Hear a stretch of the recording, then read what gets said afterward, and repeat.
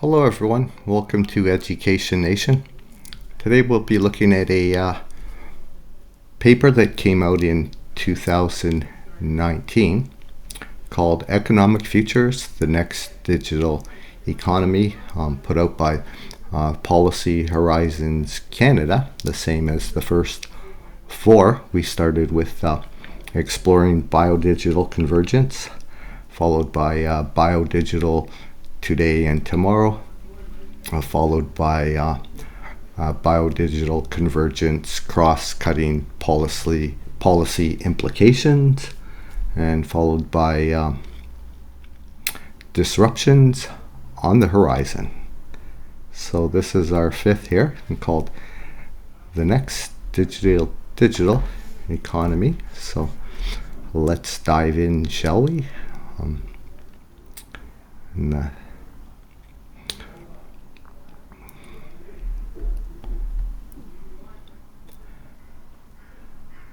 Contents, introduction, what innovations are transforming the economy, Jamie and my new shoes, how does the next digital economy work, how is this transition different from any other major technological industrial revolution, what might the next digital economy look like, what are the challenges and opportunities in the next digital economy, the evolution of value change, acknowledgements and notes. So once again, this came out in 2019, the year before their biodigital convergence paper number 1, 2020. Forward. Over the past decades, we have experienced significant economic change due to digitization. In the decades to come, we must prepare for even more disruptive change as a broad suite of technologies mature and combine to redefine the fundamental organizing principles of the economy.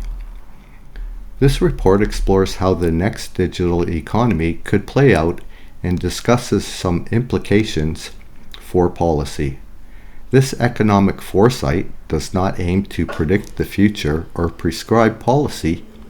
It aims to support decision makers in anticipating and addressing the challenges, as well as identifying and capturing the benefits that may arise if the economy evolves as described in this report. We encourage readers to examine the plausibility of the next digital economy with an open mind and to consider whether their organizations are prepared for this significant disruptions we might face. Guided by our mandate, we hope to provoke thought and dialogue and to contribute to the development of robust policies and programs in the face of changes that lie ahead for Canada. This report stems from an in-depth foresight study involving research, interviews, and workshops. It involved collaboration with several departments and agencies across the public service of Canada, as well as non-governmental experts and academics. On behalf of Policy Horizons Canada, I would like to thank the numerous people who generously shared their time, their knowledge, and their thoughts. Crystal van der Elst, Executive Head, Policy Horizons Canada.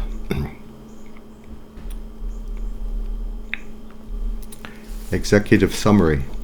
We are living through a profound transition towards the next digital economy. Even if the outcomes of this transition may be positive for many, the changes it imposes could be difficult.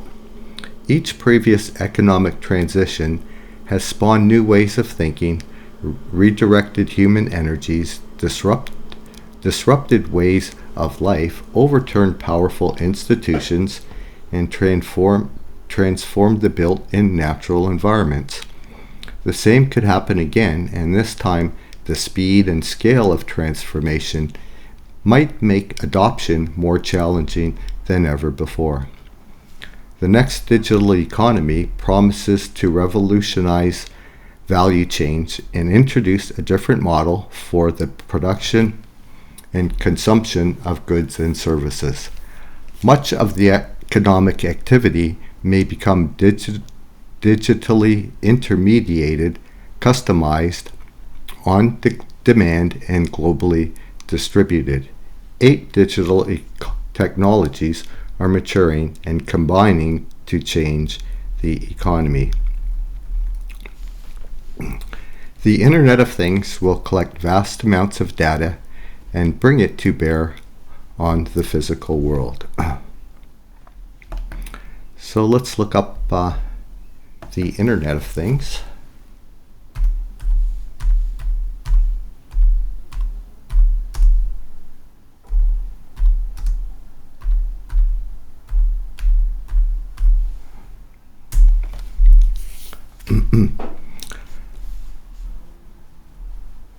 So here's an AI overview.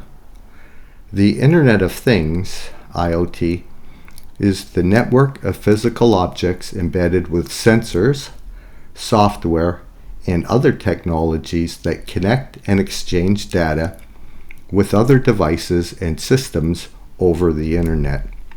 These things range from everyday smart home devices like thermostats and smartwatches to industrial machinery and vehicles, allowing them to communicate and perform tasks without human intervention. The core idea is to create interconnected smart devices that collect and share data in real time. How it works.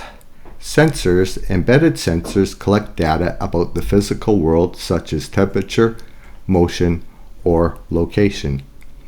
Connectivity, the data is sent over the Internet or other networks to other devices or a central system. Data processing, the collected data is processed, often using cloud computing and machine learning, to be analyzed and turned into useful information. User interface, users can interact with these devices and systems through interfaces, and some devices use natural language processing like Amazon Alexa for easier interaction. Examples of Internet of Things devices. Consumer. Smartwatches, smart home security cameras, smart thermostats, and fitness trackers. Industrial. Sensors on factory machinery to predict maintenance needs or tracking systems for inventory in warehouses. Medical. Wearable health monitors that allow doctors to remotely track patient health. Automotive. Connected cars that can monitor tire pressure or manage traffic patterns. Key benefits: efficiency streamlines processes and reduces costs by automating tasks and monitoring equipment. Data and insights provides real-time data for better decision-making. Convenience allows for remote monitoring and control of devices and systems. Okay, so the next digital economy is about the Internet of Things, artificial intelligence, and automated cognitive tasks will introduce new economic actors. So yeah, back in 2019, we hadn't really heard a real lot about artificial intelligence, and then suddenly in 2022 we got it to use. They let us in on their AI chatbots, and we've been teaching it ever since. Robotics will perform physical labor and provide an embodied platform for AI. Advanced telepresence will allow us to project ourselves and our expertise anywhere in the world that is connected to networks. Virtual reality will offer immersive, non-physical worlds, while mixed reality will combine physical and virtual worlds, creating a third space distinct from both. Advanced materials are enabling the production of micro and nanoscale devices that can bring digitization to many new areas at lower power. Decentralized production technologies such as 3D printing could use locally available inputs, including new biomaterials, to manufacture countless products on demand for local markets. And finally, blockchain technologies create unique, non-copyable digital assets.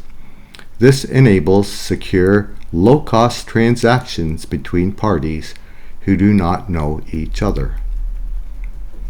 These technologies unbundle the factors of production and offer applications to recombine them in short-run or even single-use value chains for goods and services.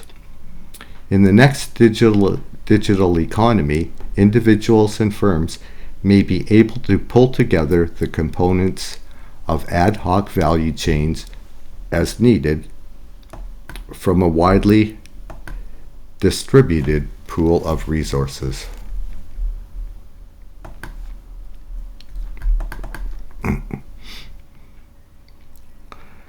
The next digital economy could be one in which much cognitive and physical labor is unbundled into discrete tasks on networks. Manufacturing is mostly automated and multifunctional. Some could be reshored to local factories. Both simple and complex organic products may be grown anywhere using synthetic biology. These might include industrial products, building materials, foods, pharmaceuticals, and oils. Workers or machines operate remotely anywhere in the physical world that is networked. This may be done by teleoperating a machine or remotely guiding a person via a mixed reality device. Economies of scale give way to economies of scope.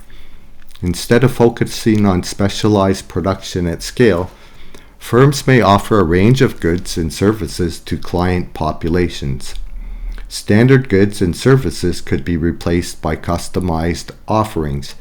Customization is achieved at little or no additional cost, while reducing the costs of transportation, inventory, and waste.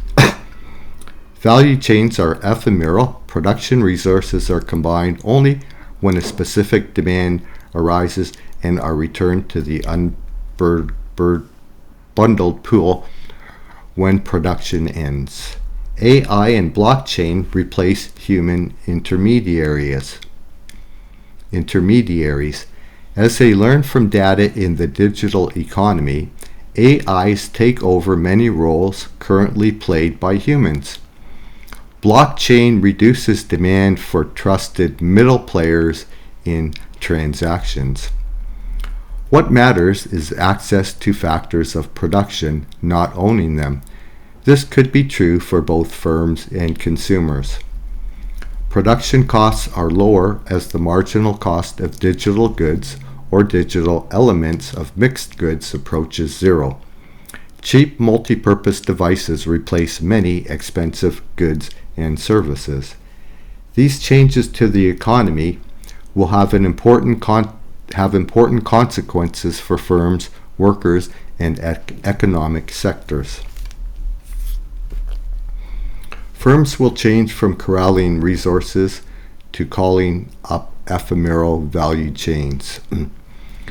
The transition to the next digital economy may create a turbulent period of, quote, creative destruction, fierce competition, and low profit margins. Firms may transform their operations to take advantage of low-friction access to on-demand labor and other factors of production. Instead of amassing resources, they could shed overhead and employ fewer long-term employees. Some firms may even be built to last only a short time. Firms that provide intermediary or data discovery functions could be replaced by blockchain and AI applications.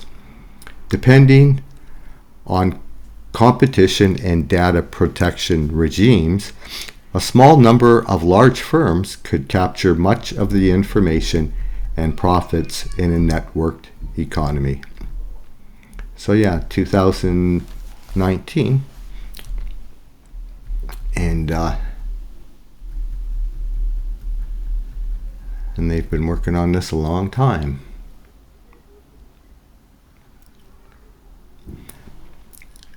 In the next digital economy, machines could displace human labor for many tasks. This could reduce demand for labor long before machines can do every element of a job. Human workers could find themselves performing centaur work closely integrated with machines. Virtual workplaces, platforms, and advanced telepresence could place many white and blue-collar workers into a competitive global labor market in which wages tend to converge across jurisdictions. And the service sector could be hit earliest. Many of the technologies that will shape the next digital economy apply directly to service delivery. This sector, which employs about 80% of Canadian workers, is therefore likely to experience the early effects of the transition. AI solutions may provide inexpensive, customized services in fields such as accounting, insurance, law, finance, health, diagnostics, and retail. Over time, purpose-built robots could automate the fields of delivery, construction, cleaning, and personal care. Telepresence and mixed reality could allow off-site experts to guide low-skill on-site workers through complex tasks. Manufacturing is transformed, leading to a shift from economies of scale to economies of scope. Mass production of identical goods could be replaced by distributed custom production of a range of goods, from houses to replacement organs, in closer proximity to the end user. The factories of the new digital economy could be multi-purpose and highly automated, creating an array of goods from a growing number of biological, mineral, plastic, and synthetic raw materials. However, the overall physical volume of manufactured goods might begin to shrink as the economy gradually dematerializes. Natural resource extraction could become automated and remotely controlled. We already see automated or remote-controlled activities in mining, forestry, and oil and gas projects. This raises the possibility that extraction projects may not generate many local jobs. This could delink natural resources extraction from the secondary economy in many remote communities, changing the perceived benefits of development projects. Advances in synthetic biology could disrupt traditional resource practices, even as it offers a new source of prosperity. And then we have the challenges and opportunities of the next digital economy. I just want to backtrack here a little bit, not too far, when it says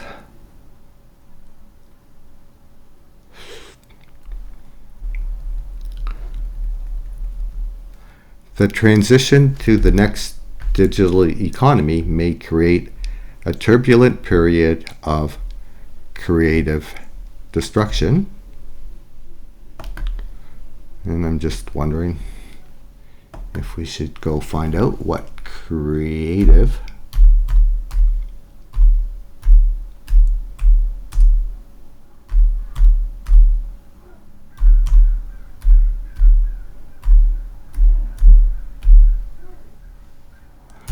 Seems to me it's a bit of a contradiction in terms.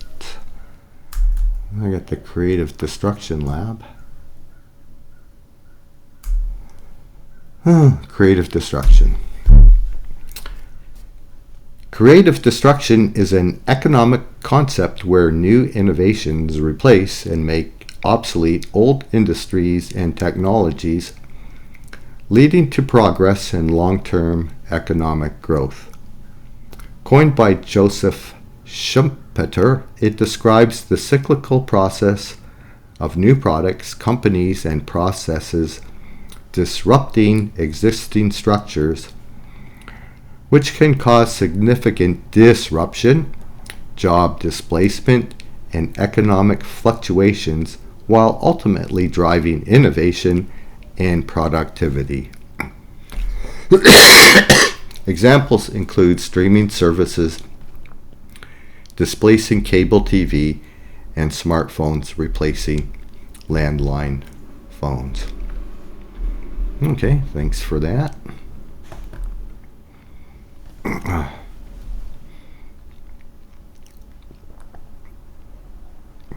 So yeah, we looked at the Internet of Things. I want to look up, well, let's just breeze through here, shall we?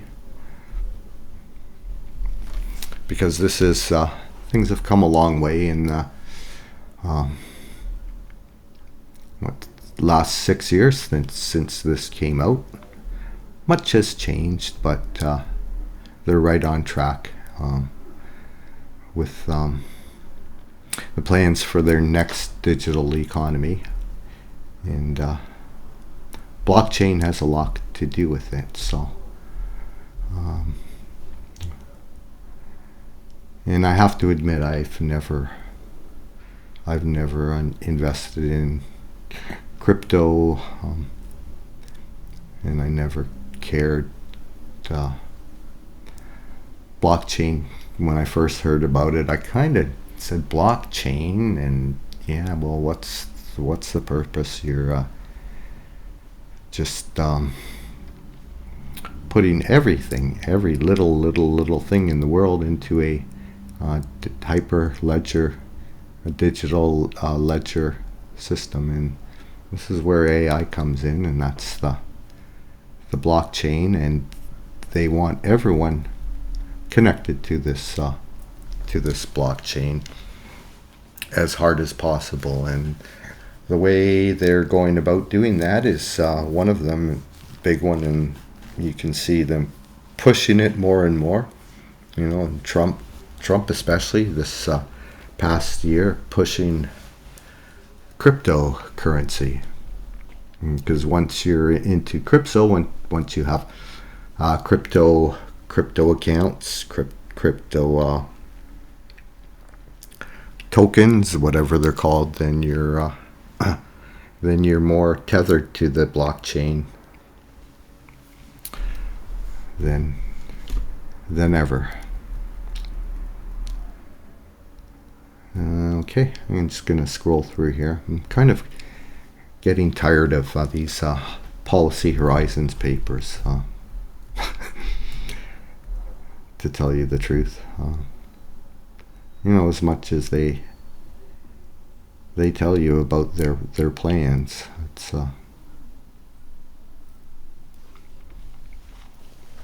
just scratching the surface. But this is this is what they've been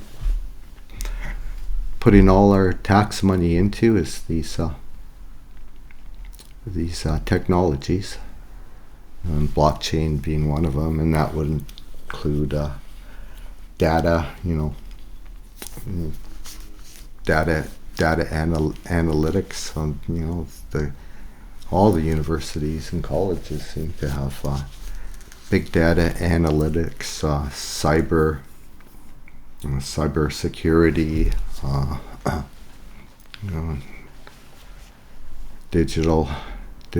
digital everything, trade policy, social supports,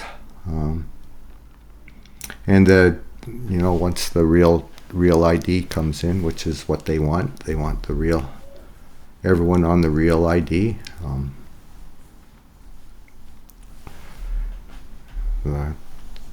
Then that's then comes the social credit scores, and your social credit score will depend on your compliance to all of these things, and that's one thing that the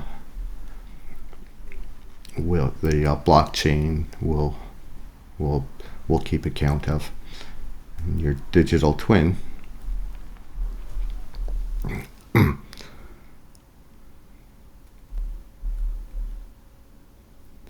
so redesigned to support the growing number of people attempting to meet their needs through non-standard and precarious work.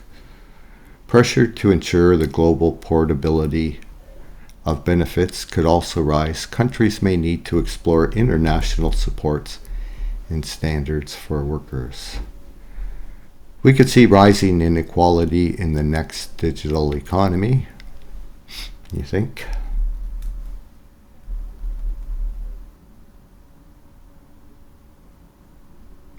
A future with significantly fewer jobs would challenge the way many Canadians build meaning, relationship, status, connection to place and community in the daily structure of their lives.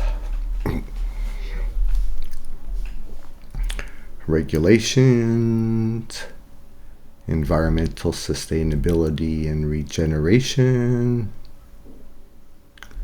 taxation, fiscal policy, measuring the next digital economy, value and values in the next digital economy,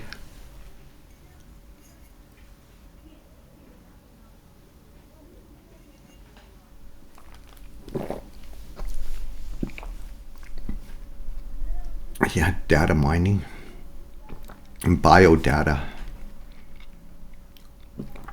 and the data from inside our bodies, very much a part of the next digital economy. Mining, they mining crypto, and so you mine crypto with your heartbeat and other body intra-body networks, metrics of all your vitals, your different organs, your blood pressure, your temperature, your heartbeat, your oxygen levels, and on and on and on. What will have value in the next digital economy? There will still be value in real-world materials such as food, water, and land, shelter, and the physical devices and infrastructure that support economic activity. However, to the extent that value is currently based on scarcity, widely available low-cost goods and services may open up new strategies and opportunities. Over time, new forms of cooperation may emerge as individuals, firms, and states see that they can generate new value by collaborating under conditions of abundance. So they always talk about abundance. They talk about it abundantly. The futurists, the transhumanists, because the next digital economy, the biodigital convergence, it's all about transhumanism, human augmentation, merging man with the machine, merging biology with the internet.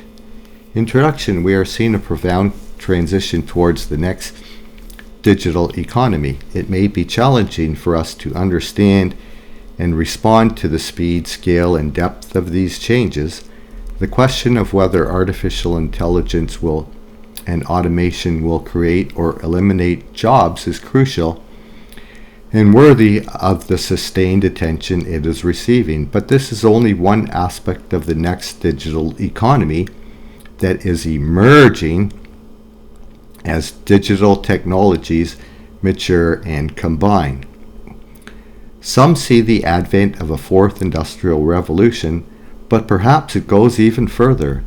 The changes we are seeing in industry may be early examples of a broader transition to a new economic model for the production and consumption of goods and services, one that is digitally intermediated, on demand, and highly distributed. For all the benefits they have brought, previous economic transitions have also been wrenching for many who live through them. They spawned new ways of thinking, overturned powerful institutions, and transformed the human and natural environments. If we are seeing the beginnings of a new economic model, we should prepare as best we can for the disruptions that could mark this transition.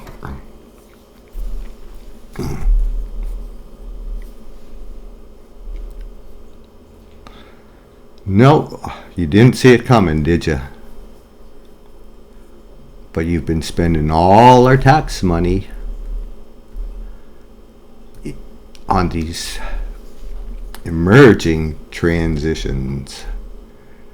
By exploring a range of plausible impacts, we can better anticipate and address the challenges that could emerge, as well as identify and capture the benefits that may arise. This report is a result of extensive economic foresight by Policy Horizons Canada to explore how the transition to the next digital economy could play out.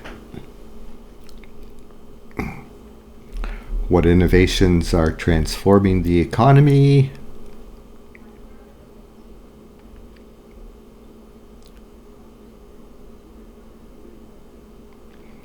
Over the past decades, we have experienced significant economic change due to digitization. In the decades to come, we need to prepare for even more disruptive change as a broad suite of technologies mature and combine to redefine the fundamental organizing principles of the economy. These are some of the main technological developments to consider as we reflect on the future of the economy. And again, so we looked at the Internet of Things briefly, but there's also the Internet of Nano Things. Let's look at some of the Internet of Things. Internet of Nano Things.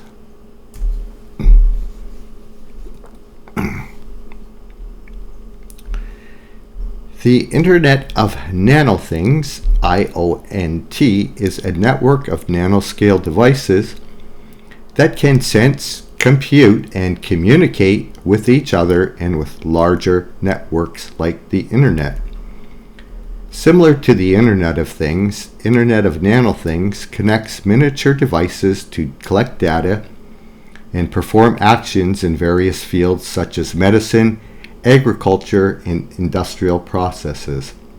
It is an evolving technology that uses concepts like nanorouters, nanonodes, and molecular communication to build and manage these networks. Nanonodes, the smallest, simplest nanomachines that perform basic tasks like sensing and data transmission over short distances. Nanorouters, nano devices with higher computational power that aggregate data from nanonodes and control them. Molecular communication, a communication method inspired by biological systems where information is information is encoded in molecules rather than radio waves, making it suitable for applications within the human body. Right, within the human body. Cross-scale gateways, devices that bridge the gap between the nanoscale and traditional microscale networks, allowing nano devices to communicate with the internet. And so we also have the Internet of nano things. That's the IOBNT, which is a field of research that aims to create networks of nanoscale and biological devices to seamlessly integrate with the internet. And you might think, isn't that a little bit invasive? And I would say, yeah, and for a long time. It focuses on using biocompatible nano devices to monitor and control biological processes in real time, primarily for advanced applications like continuous health monitoring and targeted drug delivery within the human body. The technology relies on communication between these devices and external systems, often using methods like molecular communication, while overcoming significant challenges related to energy, security, and data management. And yeah, there's a lot to read up on the Internet of Nano Things, IEEE journals with that's from 2015. That's 10 years ago. That's a long time in the present era of accelerating technologies. Building the Internet of Nano Things. So let's go back to our paper. So much is being talked about regarding artificial intelligence. And with the Internet of Nano Things and the Internet of Nano Things, that's a lot of information to coordinate. So welcome AI, which has been around for a long time. Decades. 3 decades? 4? 5? Tell me, please. Okay, robotics. And just looking through taking a sample of what the universities here in Canada are teaching courses in. Well, it's mostly about the biodigital convergence. And as far as robotics go, let's see how many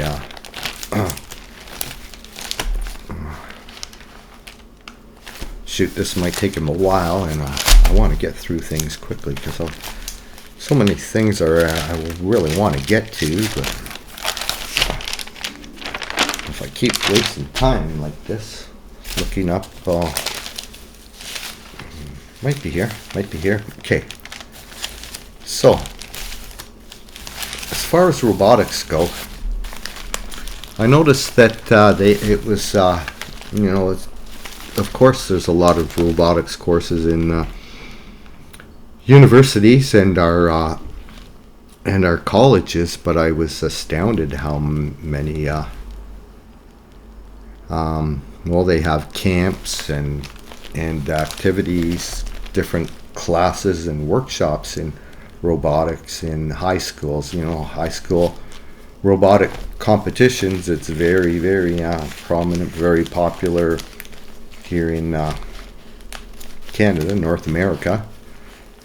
Lego robotics, courses for kids from grades 2 to 6, very, very popular. And robotics or mechatronics, I listed,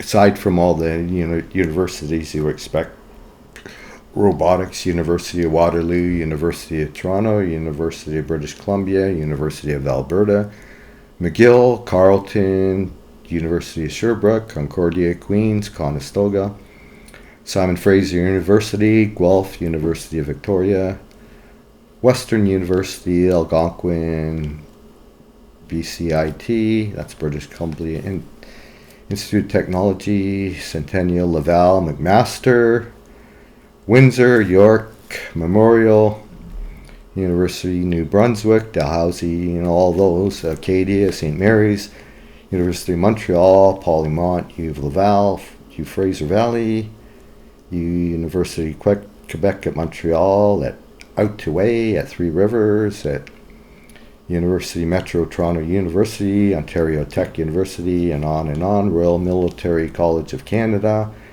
Lakehead, Algonquin College, many, many colleges with robotics courses. So I counted 117. And did you even know that there was 117 higher learning institutions in Canada? Aside from that, we have biotechnology,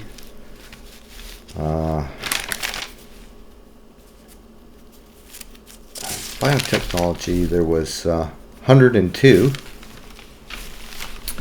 biomedical engineering 45, bioelectronics 24, biophotonics 44, biophotonics,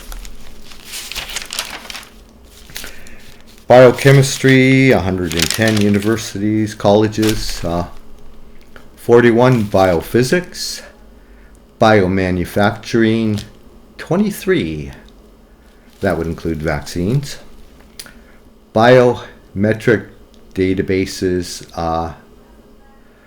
bioinformatics, and computational biology 76, like all the usual ones, of course, U of T, UBC, McGill, University of Alberta, Dalhousie, McMaster, Carleton, UT, UBC, McGill, I did all those, Guelph, Lakehead, Simon Fraser, University of Victoria, Lethbridge, Regina, University of Saskatchewan, University of Manitoba, Brock University, Queens, University of Ottawa, Waterloo, Windsor, Western, Concordia, University of Montreal, Sherbrooke, Laval, University of New Brunswick, Memorial, Toronto Metro University, and then there's some colleges, Humber, Durham, and on. We have bioelectromagnetics. 15 universities offer bioelectromagnetics, and you can double check this. I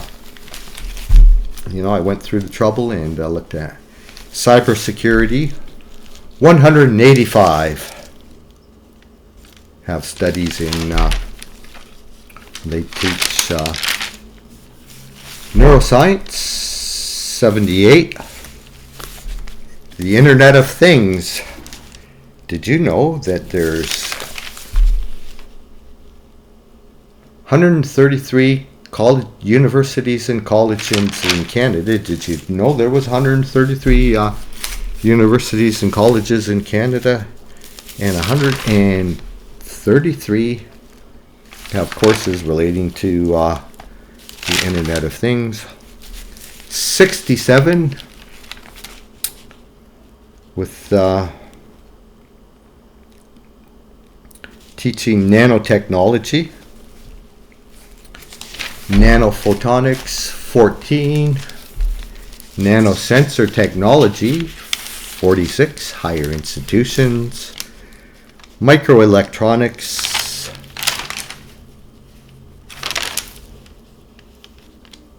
78.